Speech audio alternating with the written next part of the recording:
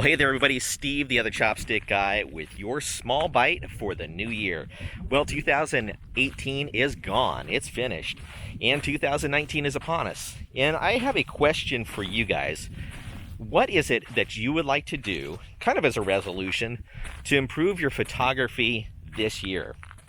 Now, last year, what I had said is I wanted to make sure that I pick up my camera every single day as I'm just out there for the year and taking at least one picture.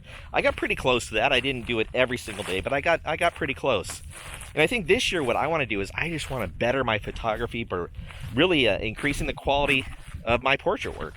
I want to make sure that I watch things like backgrounds and just get better at lighting. That seems like something that I can always improve on. But I want to hear from you what you are planning on doing this year to better yourself in your photography. What are you going to do? Is it that you are going to pick up your camera every day?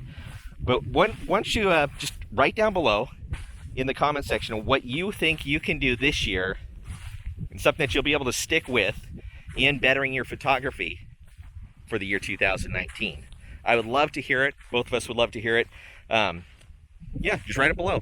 So this was Steve, the other Chopstick Guy, with your small bite for the new year.